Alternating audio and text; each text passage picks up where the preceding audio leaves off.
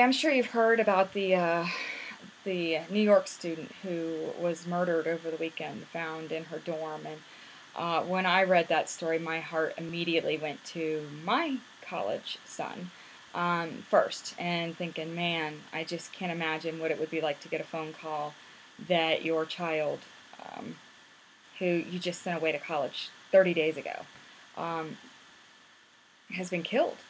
And who knows all the extenuating circumstances around that, but it made me think what that poor mother must have been going through. And when I read reports about it, I think it said that it was the mother who couldn't reach her daughter, and called police asking that they check her dorm and try and locate her. And it sent me even back to my own college years, and I was a student at University of Florida.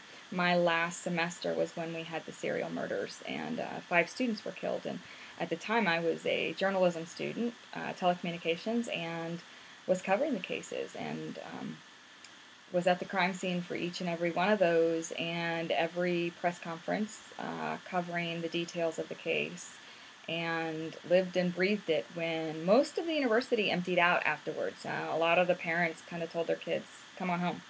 I don't want you there. It's not safe. And my parents certainly asked, but at the time it was the biggest story in the nation, if not the world, and I was a journalism student. I was going to be there to cover it, and I did, and learned a lot from it, mostly about, being smart, locking your doors, checking your house when you walk in, that sort of thing on campus. I remember it was a really scary time. I slept with my scuba knife every single night under my pillow, just in case somebody did come in the middle of the night.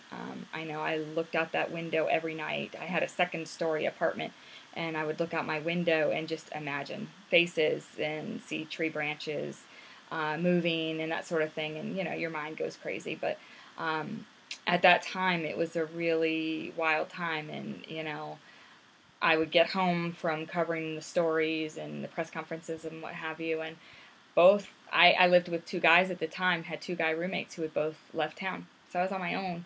And every night when I got back into my apartment, I'd have to call about 20 people to let them know I was still alive. And then I'd go to bed and sleep the best I could. And then the next morning, have to call those same 20 people and let them know I was alive, that I'd made it through the night. And man, it was a scary time again, and ultimately they caught the murderer, as I'm sure they will with the college student in New York. But it really, really, it hit home again. Now I'm not the student, I'm the parent. And, I've tried to talk to my son about, being safe and, making sure he walks with a buddy on campus, but I know him, and he's, invincible. So I'm sure that he is, walking after dark by himself, and I'm hoping he's safe. Now, I do know he's a tough kid, so whoever runs up against him and wants trouble is going to get it, that's for sure. But at the same time, he's not invincible, and it worries me, and it makes me sad for the mom who got that phone call, and it makes me pray for my own son and all the other college students. And that's my thought for the day.